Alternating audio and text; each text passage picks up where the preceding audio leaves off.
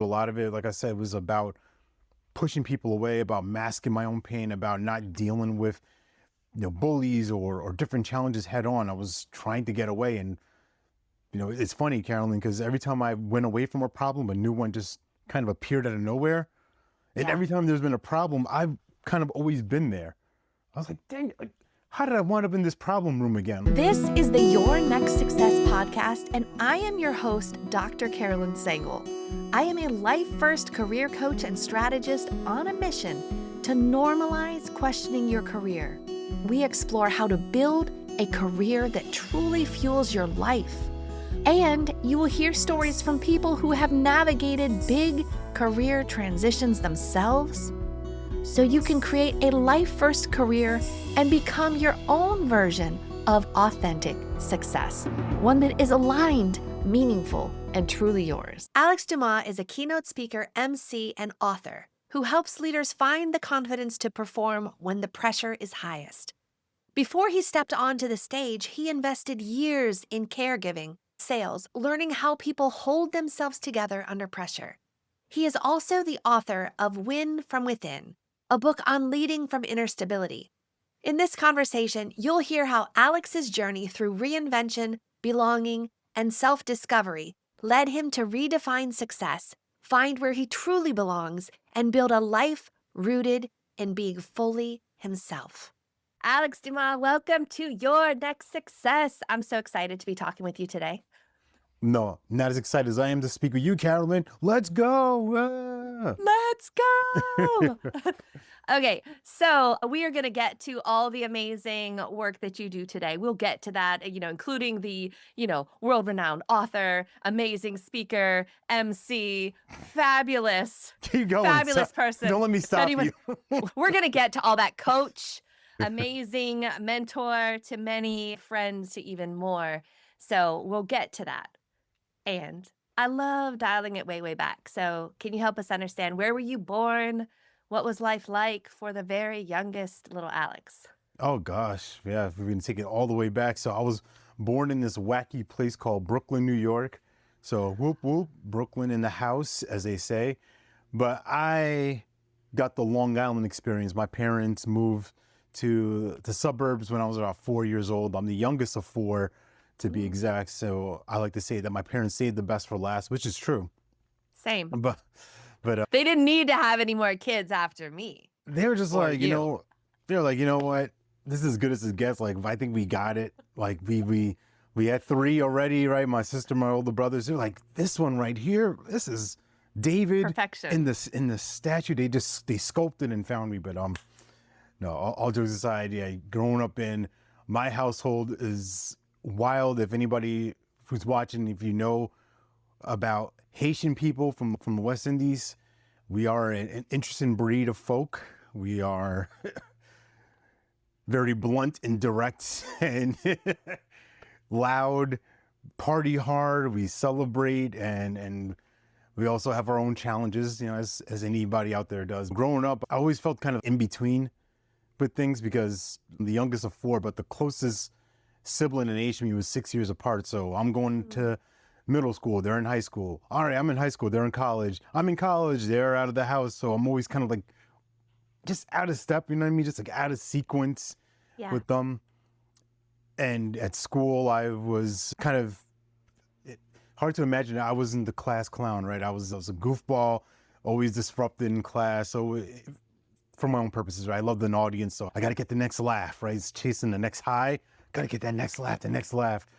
And that really was my way of kind of keeping people at arm's length because I was really insecure as a kid, not very confident in myself.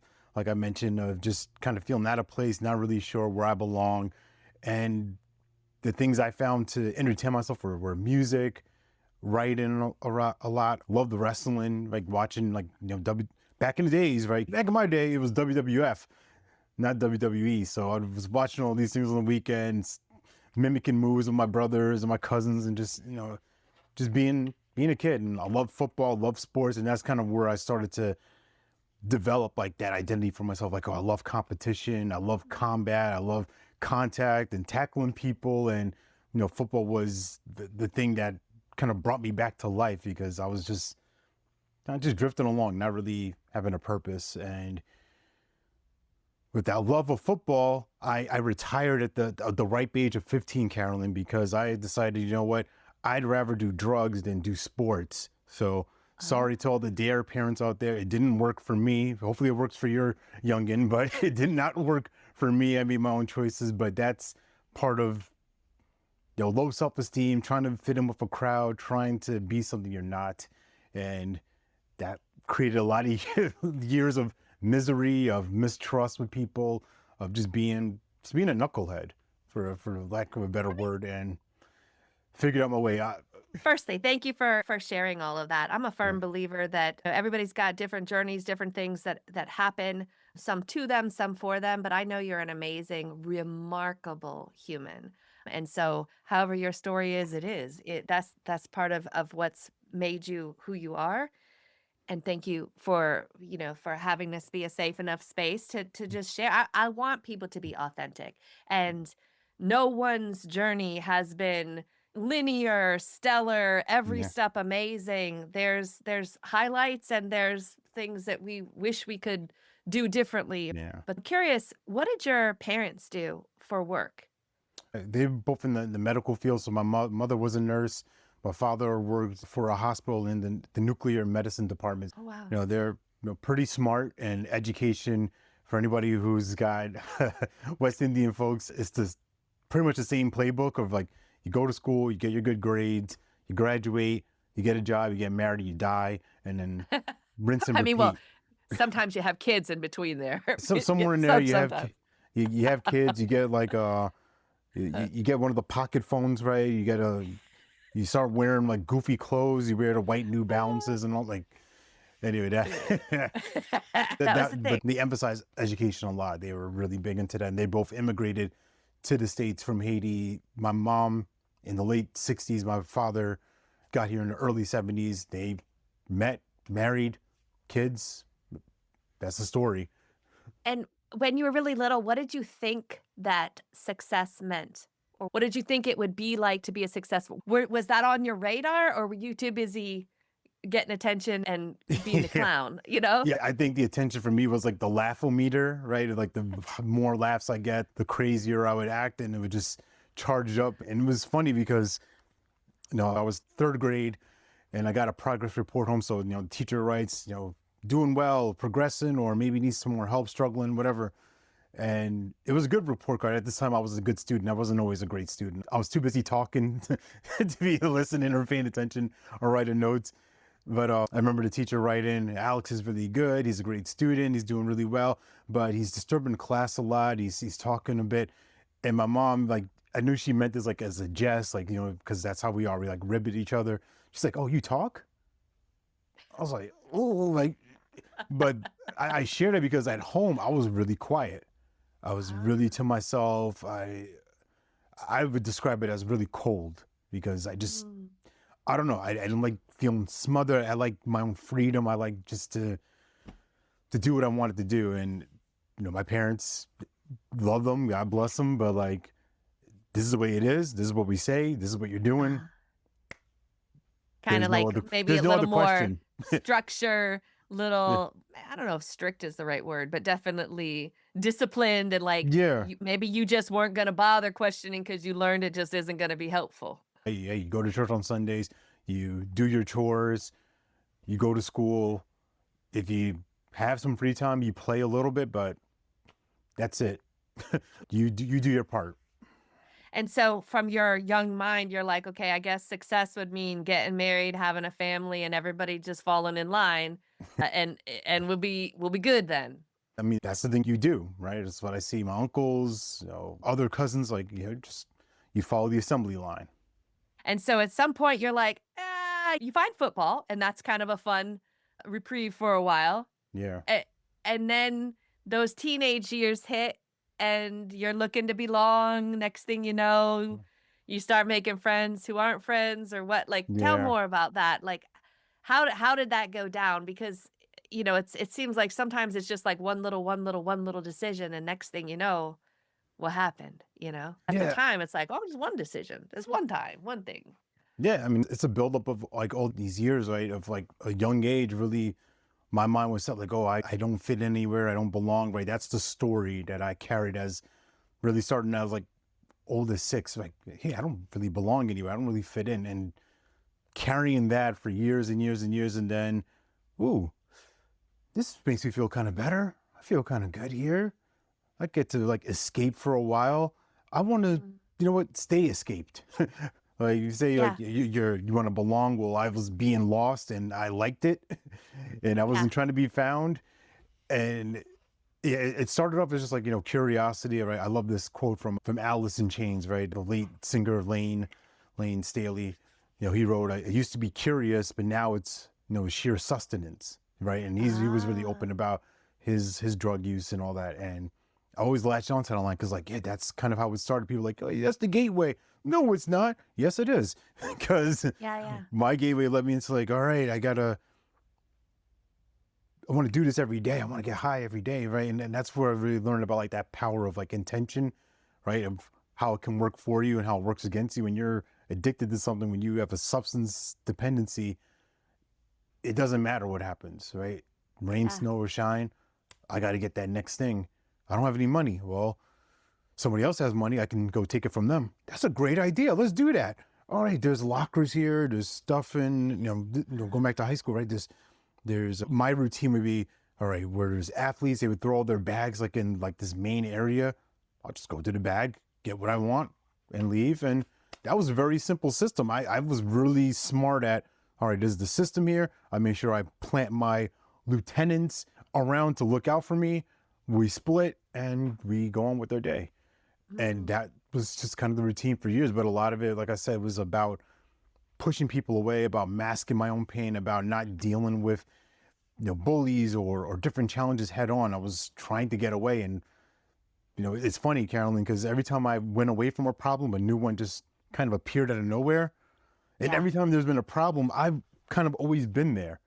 I was like, dang, like, how did I wind up in this problem room again? Like, well, maybe there's something to it. Maybe there's one common element, there's one denominator here that's a cause. But it took a while to figure that out. How did you start to figure that out? Or did your parents realize how, because if they're so busy Hmm. working and doing all the right things, and as kids start to become teens and they don't ask for as much, it's just kind of easy to be like, I guess we're good. All right, you going to school? Yeah, I'm going to Yeah. school. Everything's good. You're good. Okay. But like, when did they notice, or how did that happen? All right, so we talk about discipline, right? So when I was 15, this is actually right before the end of the playoff season for our high school team, and we have been very good team, undefeated, kicking teams' butts by like 20, 30 points, all that kind of stuff. The week of our championship game, I actually wound up getting suspended for school because I got caught smoking a cigarette in the bathroom, and my parents had to come pick me up. This is like early in the morning, like 9:30, so they're not happy about this at all.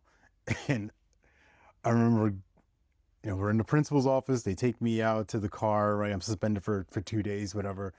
And my mom just goes to work on me. She's laying hands on me in the parking lot. This is in the morning, right? This is 9 a.m. in the morning. I remember like all the building, like it's glass. Like, so all my friends are seeing this like, Oh, oh no. So first day I'm back, just like, man, people got like ice packs, they got bandages, like they're giving me the business, like, yo, man, you all right? Like, should we call somebody? Blink twice if you need help. I'm like, y'all, oh, well played. Yep, yep, yep. But they never the thing with my family, my parents, they never really addressed it or never really confronted me about it. It was just like, all right, you made a bad decision. That was it. But I think in a sense, like that was kind of like my cry for help to them. Like, hey, like see me, like I'm yeah. struggling right now, but I don't know how to communicate that to you. All right, they don't care. I guess I don't care either. So now that was like the floodgates. Like, all right, we're now full force. Let's try everything and anything we can get our hands on. And that was the goal for the next few years. Wow. And then what happened? How long did that kind of go on? Through college, it really ended. the 2006, which was a really amazing year for me because that was the year that I met this young lady in December 2005, but then in January '06, we became official, like a real couple. Woohoo! And All right. she was a real catalyst for getting me back on the right track. Okay, so but then in high school, how Yeah. did you decide that you even wanted to go to college? I mean, or was it just like that's an expectation, you gotta go to Yeah. college, so I guess you're gonna go. But then what did you even choose to want to try to study? Yeah. It was definitely just an expectation. Like, this is what we do. Like, my brothers and my sister had gone to college, graduated. So there's no argument about it. So I started off in community college because my grades were just, crap. And I did an associate's there. Then I graduated with a psychology degree. And part of that was looking to be a teacher at some point. I earned several master's credits from this university, which no longer exists on Long Island. So even if I wanted to try to like finish up, it doesn't exist anymore. But I was going for special education and elementary education as my major. And it was really through college that I wound up in the field of nonprofit management, working with special needs individuals. That was my really first real line of work for close to a decade of working with How this did that population, opening group Yeah, homes. Yeah. how did that become on your radar? Psychology, I think, was the thing that I gravitated to because I was trying to answer the question, like, what's wrong with me? But, like Yeah. yeah. Because I'm thinking about logically, like on paper, everything is great. I mean, I'm an able-bodied man. I've got a great family. There's no abuse. There's nothing crazy in our family. Like, I'm living pretty much a regular suburb life of, barbecues on the weekend, pool here, and go to a friend's house, ride my bike, right? No real imminent dangers, no gunshots, there's no gang violence really around. And yet I'm miserable. I'm unhappy. Like, something's not, the math isn't math. And like, what's the thing underneath Yeah. all of this? So psychology became an interest, but then how did special ed or how did that become an interest? Yeah, it really just came about through this job. So my final year of college, I'm like, man, I got to make some money. I got to figure some things out. And I landed a job with this organization that houses special needs individuals. So the unit that I was assigned to had 10 residents, but these are all gentlemen ranging from like 14 to like 27, autism, cognitive impairment, cerebral palsy. And most of the time they had very challenging physical behaviors. So punching, biting, kicking, spitting, you name it, I've received all of it. And I think it was just like the first thing I fell into, but as challenging as it was also exciting for me to like work with these individuals, help them with their daily living activities, trying to teach them things, take them out into the community, help them with their finances and paying for things, and just getting to see them do more things independently. And I think that's what kind of drove me and kind of seeing myself do them, because I always felt like an underdog or overlooked or underappreciated. So you have these people here who have been really discarded, right? You could physically see like the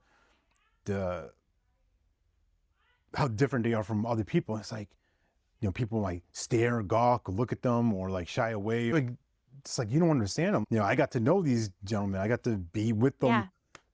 day in and day out through holidays. Some of them, their families aren't as involved, and those were tough ones because you can see that they know what's going on, right? This person's going away for the week, and I'm here. Ah.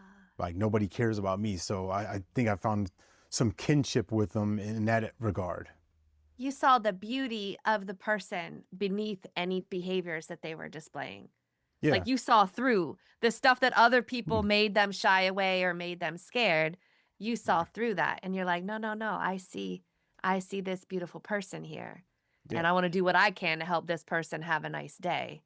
And Yeah. and we can have a good time together." And I don't know, after they got to know you, did they have less behaviors or they still ended up It gave me a great lens of like looking at like what it's like to set the scene, right? And just not to be perfect, but trying to make less variations of things. Because like something changes, that throws somebody off, it now it puts them in a mood, right? And it could be the simplest thing. It could be I didn't cut the corners of this sandwich, or I didn't lay out this particular outfit. They didn't like these colors, right? Yeah. But you get to know that over time, and I think it became easier because like you get to know like, all right, these are like the trigger things. So I constantly, constantly aware of like, all right, watching, observing, and even when stuff had to go down, they rip a shirt of mine, scratch me, punch me.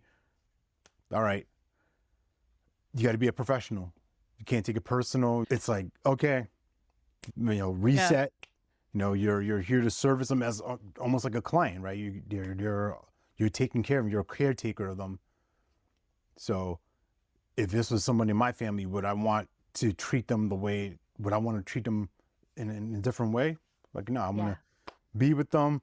And we have lots of fun, right? They my guys would always maybe laugh, we crack up. We have a good time, especially the ones especially like the guys who are nonverbal, because like there's all these little tics, all these little cues, these little things that they do. And it's the funniest things because like they start opening up and they'll have kind of like this twinkle in their eye about something, or we know they're like about to do something, like, some of them had strict diets. So they can't eat, all these sugary things. Yeah. I remember this one time we usually like lock up stuff in the pantry so people don't food steal.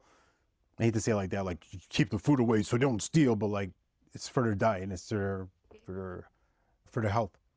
So one person forgot to lock this door, and I just remember I didn't see him, but like I felt like the wind pass by me in the room. I just felt like somebody sprint. I was like, what the heck? And these are the things in these types of roles where if you suspect something, like you better go follow up like ASAP. It's not one of those things you pass the book like, oh, well, I guess nothing's happened, just my imagination. It's like, no, I got to investigate. And I see my man in the pantry, and he's going to work on these cookies. I mean, he is. And then you gotta keep a straight face. I want to die laughing off the top of it because it's the craziest look. Like he's in there for 2 seconds and he's like Hannibal Lecter with cookie crumbs on his face. And I was like, all right, come on, redirecting him to go out this way. Use your communication device. Like, I want cookies, or I want this, right? Like, point it out. So you get to turn those things into teaching lessons, but you also have to remain in the moment of knowing you can't black out. Like, hey, what is wrong with you? And now I've escalated something where I could have redirected and just been like, okay, we're gonna get out of here. Tell me what you want, and give them the opportunity to make the dignity of making that request, and not feel like, all right, you're wrong for taking. Yeah, you did wrong. Like, you and I know you did wrong. Now let's make it right. Let's regroup. That had to be great, like pre-training for parenting. Jeez.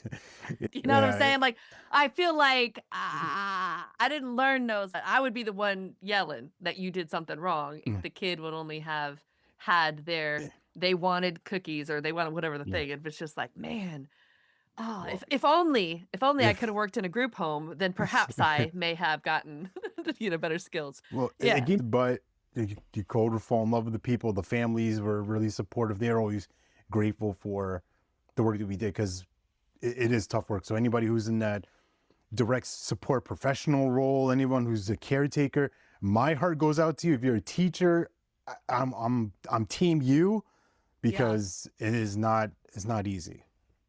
So at one point of time, you meet this beautiful young lady. Is that who became your wife, or just a random beautiful? Yeah.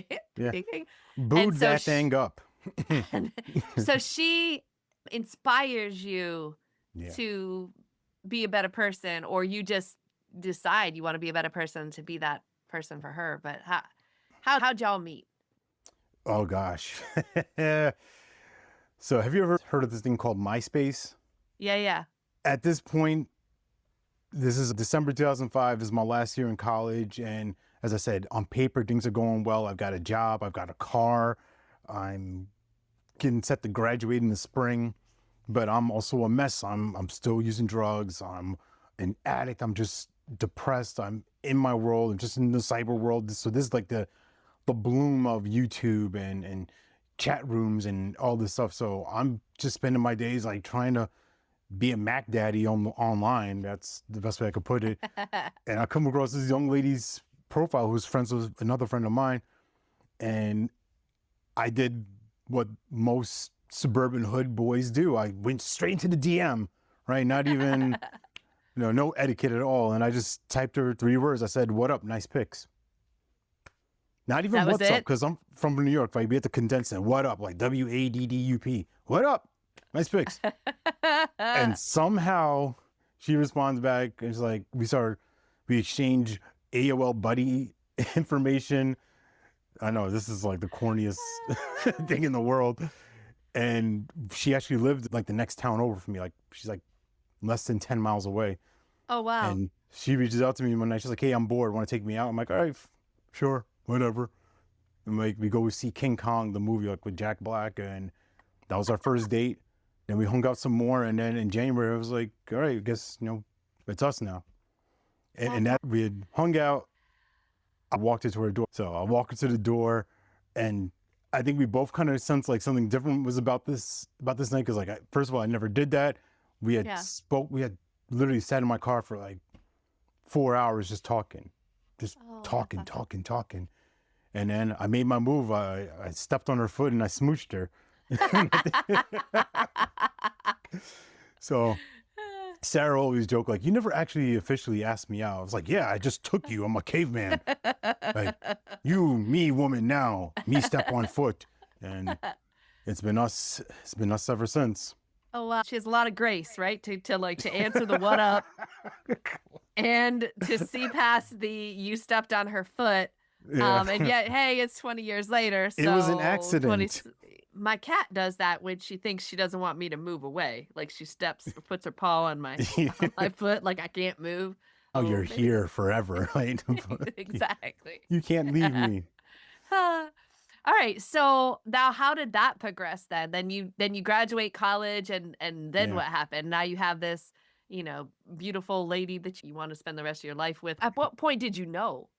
She tells me like, "Yeah, I pretty much knew like within the first month, like, yeah, I think I might be with this guy for a while." Ah. And, as guys were like, "What?"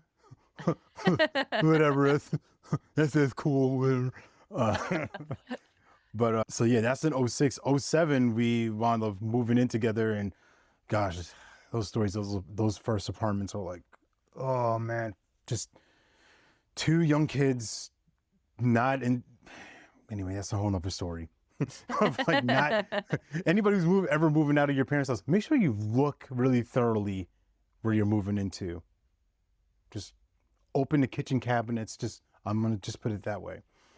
Imagine what your life would be like if your career aligned with who you are, what you do best, and actually fueled the life you want. At Next Success, we support all ages and stages through career transitions, from students exploring majors or careers to job seekers actively searching or reimagining their next move to professionals committed to self-awareness and leadership growth.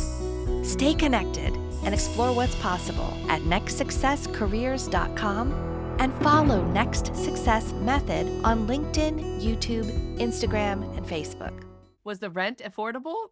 We're living in the basement of someone's house, right? That's how we do in New York. And we have these wonderful little bugs with us that we just missed, or we didn't open, like, you know what I mean? We didn't do the thorough research. But yeah, I proposed to her in December of 07. And then we set the wedding for our anniversary day, January 9th in 2010. So we got together on 06, married on the same day. So fellows out there, if you're thinking about marrying your lady, see how you can leverage one day. I'm not the smartest in the room, but like there's a couple of moves that I made and I'm like, bro, Einstein has got nothing on me. You don't have to remember but one day. That's pretty good. After college, I was pursuing my master's, so I was still in school for the next year and a half, working at different special needs providers, and that's what the work was for a while. And then I switched into disaster recovery. In New York, we had this storm called Sandy, Superstorm Sandy. Yep. So I was part of that rebuilding effort of helping out homeowners, and I wound up getting laid off from that. And this is kind of tying back into the creation of me as who I am now in front of you, right? Speaker, MC, all this kind of stuff. Because 2015 was what I would describe as like the year from hell, where, again, gave you like a spoiler alert already that I got fired that year.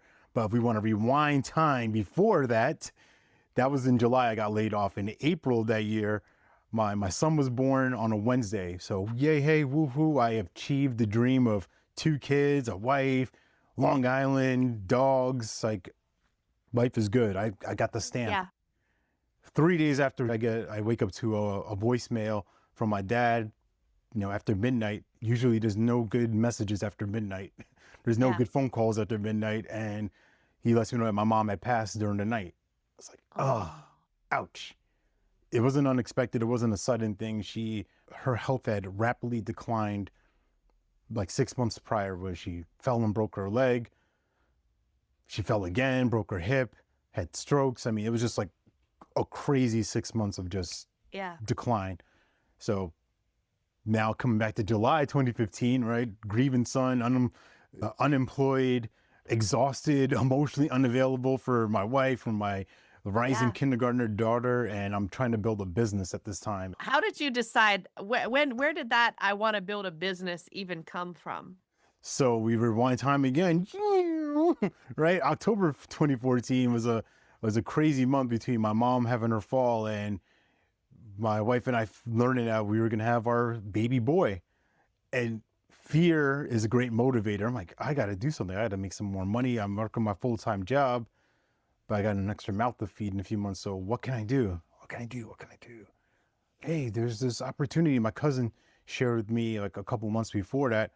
All right, let me go take a look at it. Let me see if it's for me. It was financial services and the insurance realm, training agents, booking people, recruiting, all that kind of stuff. And I didn't listen to my spidey sense. I don't think it's really gonna be for me, but fear being the driver, all right, I just got to do it. I just got to go all in and I was doing all right, but all of these circumstances, I was just emotionally spent, and there was no time off, right? There was no time to lick my wounds. Like, the show goes on. You got a newborn, you got a kid, you have your wife who's recovering, like, time to get on the field. There's no time. And God gave me time because that crashed and burned, but it wound up being the best thing for me, because the year after, 2016, now for you who are following along, I tuck my tail in and go back to corporate, but that job introduced me to this line of work of speaking, of coaching, of personal development, because that was their target market as a payment processor. So I got to go to conferences. I got to survey websites all day, talk to these people, prospect them, respond to inbound leads, and just going to these conferences. I'm like, this is what I want to do, right? Seeing people sell from the stage. People are making more in a weekend than I'm making in a year. I'm like, I can't figure out how do they do that? So you show up at the conference as a vendor, sort of like you're working a booth, offering a job that you don't even like, that you're doing because you have to have mouths to feed and you're trying to be an adult, but yet you see the other side of the table, all these other coaches and all of that as that. It's happening for you, not to you, but you just didn't know how that puzzle piece was fitting in at that time. I mean, it happened the way it was meant to happen. And I was just like fascinated. I'm like, man, I gotta learn about this stuff. And I shared that. That's 2016. It's not really until 2022 where I get on the field, so to speak, and MC an event and speak for the first time in front of like live people. And whatever that thing was, that spark I had as a youth when football showed up in my life, like that thing came roaring back. I'm like, this is what I know I can do this. And I think that's like one of the first real experiences I had of feeling like kind of uncaged, unleashed, but like really sure of myself. Like, I can do this. This is easy. I know how to be with people, mobilize a room, and keep things going. So I'm like, I got to learn how to do this. And it's been a pursuit ever since, whether it's been joining Toastmasters or National Speakers Association Carolina chapter, or talk it out community, just being in the mix of leaders like yourself who I always take something from, right? I'm like, oh, I like how they did this. I like how they said that. All right, how do I incorporate that into what I do? Or is there room for that? Is there space for that? So, when did you go from corporate Alex to going all in on independent business solopreneur Alex? Yeah, that came about, I would say probably, was it 2020? Yeah, I think 2020, I was still working a corporate job and we had obviously had to switch to remote. And I was working for a coach. Actually, let me just tie this all in together. So the first conference that I ever went to on behalf of that sales job, it was for this coach who lives out in North Carolina, and they were our biggest vendor. So, we represented on for the company's behalf. And they were the person who was making this offer, this 5-figure offer for a year-long program. I'm like, wow, gee golly, this is so cool. And then I wound up working for her company a couple of years later. So, Wow. like I said, their business model were live events. So fall event, spring event, 300, 400, 500 people, you name it, pack them in the room, sell courses and keep them moving. We went to this virtual option, because of COVID. And I realized, like, I don't think I can do this. Like, I had my kids with me at the time. They're 5 and 3, 5 and 9. Yeah. I'm like, I can't even do math right now. But yeah. All right. So doing that, I'm like, I'm ignoring them all day because I got to be glued to the computer. Like, I feel like I'm wearing like Depends. Like, I can't pee. I got to be here, be the MC and direct people to different rooms. And that was kind of that real confirmation that this is not going to work, right? Because who knows when these kids are going back to school. I'm also trying to homeschool them at the same time. Yeah. That's why I say with teachers, whatever they need, get them 5 figures, get them 6 figures, get them 7. Like, they've earned every penny because I love my babies and I was ready to throw them to the wolves. And you had special skills. You had already developed special skills working with those guys before. Yeah, but too. I can imagine 25 Rugrats who are not my own. Like, Lord, give me strength, serenity now, because these children are going to drive me crazy. So yeah. Did you start building your own thing before you left your stable thing, or did you go all in? Like, where was the final corporate? That's it. Was it by choice or by force? No, that was it. It was by choice because it didn't make sense for me to do this anymore. Of going to this place I did not particularly enjoy, to do work that I wasn't really thrilled about. And, a couple of years before that was where I started doing more coaching, like in 2018, podcasting. And I thought, hey, let's go. Let's give it a go. Let's give it an honest go. And let's see what happens. Wow. That's cool. Crazy talk. Crazy talk. So how did you get involved, or how did you find out now wanting to, you saw some of the speakers, and you mentioned Toastmasters and of course National Speakers Association North Carolina chapter, which is how I met you. But how did you even come across those sorts of places that help people be better speakers? I knew about Toastmasters for a while, but I was never able to make it out to meetings back in New York. We moved to North Carolina in 2017. So I always wanted to join it, but it just never worked out timing wise.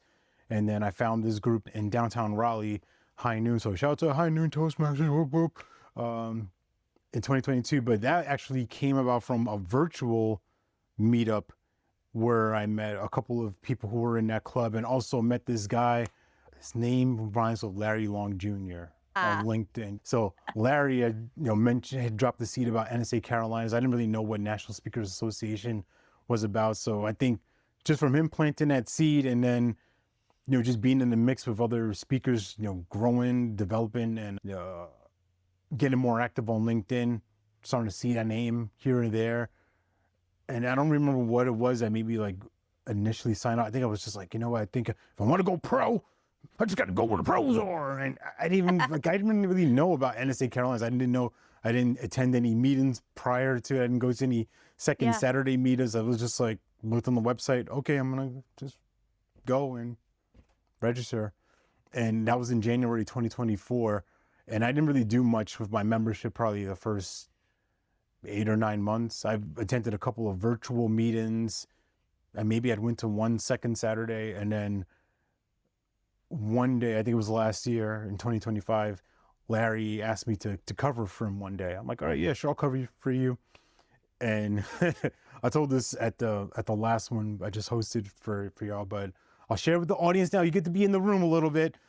So we have an annual banquet for NSA Carolinas every year in June. So last year, June 2025, we're having the banquet. You know, everybody's celebrating, you know, all this stuff. I come back, my wife is like, where the hell were you? I'm like, what did I do? They were looking for you. Like, who, like, do I owe money? Like, you know, like paranoid New York minds going, oh man, they found me. Like, what? But she's like, no, they said your name. They shouted you out. I'm like, for what?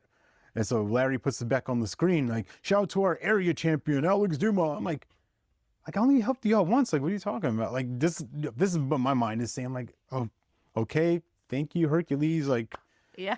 and then they pulled me in. They're like, hey, how'd you like to host these meetings for the next year for our chapter? All right, sure, game on. And as we're recording this, I have completed my reign as the area champion, and it goes to show, it proves, you know, what Larry is preaching, what I'll preach as well, as far as, you know, groups that you're a part of, associations, memberships. The more you actually put in, the more you actually get out of it, right? And I know it sounds corny, oh, it's so cliche, but I am just sharing from my experience. The more involved I was, people recognize my name, shout you out, you know, that's all good. And you also get some of the other perks as far as like, all right, when someone's looking for somebody, I'm kind of a name they drop first. Okay, that's kind of cool. I get to be the belle of the ball to a degree. And it's not like I did it for, it's just, I wanted to serve. I wanted a way to contribute. And when you lead from that space, then you get to win. It's been awesome. I mean, I joined on New Year's Eve, I think, because I had interviewed somebody who's very involved in NSA in Ohio, Natalie Siston. She was also part of Positive Intelligence, PQ, Mental Fitness, Mental Resilience, one of the programs that I brought into my method. And so I had seen her on some different webinars for that program. I invited her. I was like, hey, would you like to be on my podcast? And of course, my podcast was like, it's been almost a year now, a little over a year now. But like I had, and she said yes graciously. And then she was like, oh, wait, you're in North Carolina. You should join NSA. And she said that. And I was like, okay, all right, but what is NSA, right? And then she was traveling in between Christmas and New Year's. They have a daughter that's getting ready to be college age. Her husband is a professor at Ohio State. So like, why do you need to take your kid on college tours? But okay. So she takes her kid on college tours and she's like, I'm going to be in North Carolina. Would you be able to meet up? And I'm like, that's next level human right there. Yeah. You're taking your family on a trip and you're going to meet up with people that you know that you've met virtually and you're inviting them to come out and meet you and your family on, I think it was New Year's Day. Okay. Dang. And so I decide I'm going to go meet her and her family. And then I was like, well, dang, I can't go show up and meet Natalie and tell her I didn't join NSA. So I go to join on New Year's Eve because I'm starting my new year off right. And when she says, did you look into NSA? I could truthfully be like, yes, I did. And I go to meet up and it's like, I didn't ask. I just thought, but you know, she's done this from, I'm special and she knows other people too. Right. So I show up at this meetup and there's all kind of people, including Larry Long Jr. And I'm like, he's like, NSA. And I was like, oh my gosh, I just joined. He's like, I just saw that last night. And I was like, oh, so now it's real. And then he tells me about second Saturdays. But this is the thing. You got to listen when somebody tells you about an opportunity their Yeah. opening, and Natalie was so amazing and inclusive and kind to then, that led me to getting to know about Larry. And then he's inviting me to Second Saturday. And I'm like, well, of course I will. And then that was the first time um, that I had met you, but you had made that just such a welcoming and inclusive environment. You took time to like get to know my name, right? Because like it's Carolyn, but it's spelled Caroline. But like you made it's so simple. It's just so simple what it Yeah. takes for somebody to be feeling like they're seen or heard or valued. And I genuinely appreciate the experience that even from the first interaction and then seeing you every month since. So if anybody's looking for an MC or a speaker, or you want to have an author, or you're a coach that wants to know how to win, you, Alex, are absolutely somebody that if they can't hire you, you don't have the budget for Alex, come and see me. But they should hire you. So yeah. Now I've seen you've been doing lots of virtual presentations, some local emceeing, speaking. Like, do you have a favorite thing that you like to do? Mm. Coaching, emceeing, or speaking? It varies on the day. I would say I probably love MC and event hosting most. I think that's the fun for me. I think that's where I get to bring the best of myself because nothing's yes, there's a run of show, there's a game plan of like an idea of what we want, but would you know that sometimes plans don't always go how they're Yeah. supposed to go? Yeah. Sometimes things get broken and defunct and you have to think on the fly. And I think I enjoy that piece about it the most about just, all right, what can I come up with? What can I create? Or how do I patch this up? Or like, it's like Tetris to me. I'm like, okay, I always know what to do. And I think that's what I enjoy about it. Is like, when you're speaking, when you're doing like a full on presentation, I think of it as like, I'm the cool uncle who gets to show up like, yeah, what's up, everybody? High five. Yeah, I'm the cool guy. Say some words, pictures. All right, peace. I'm out. Yeah. As the MC, like, I'm dad. I'm in here from start to finish. I'm paying attention to the speakers and paying attention to the timing, to the room. So just making sure the AV is good, making sure that the attendees are feeling welcome. And I think that's what I really enjoyed about Second Saturdays is about just getting to be the host. It's like, hey, Yeah. welcome in. Who are you? Come sit here. Have you met this person? Right? It's something I can do all day. So now, well, how do people work with you? How do people find you? So you can find me at LinkedIn mainly, right? Alex Dumas. Look at the face, hear the voice. If you connect with me, you will likely receive a voice message or a video message from me. So it's not AI, it's not a bot. This is the real deal. So you can either find me there or on my website, speakeralexdumas.com. And there are just plenty of ways to invite me to your next event or your next conference. So we definitely need to talk, friends. Awesome. And now, from this vantage point, how do you define authentic success for you? Authentic success.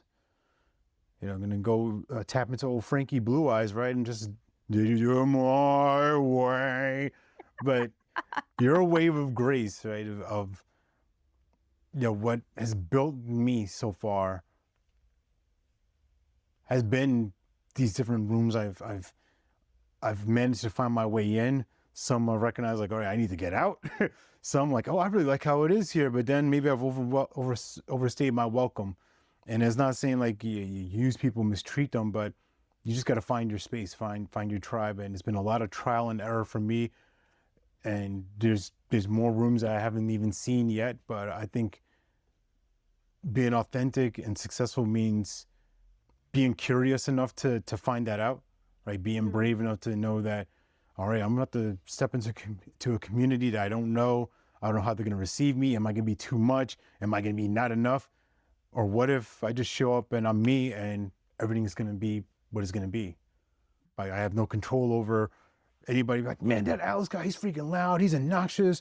Oh, this guy comes with weird games. What the, like, he's unprofessional. Like, does he even like button his top button? Like, let's get a load of this guy. He wears sunglasses indoors. Like, weirdo.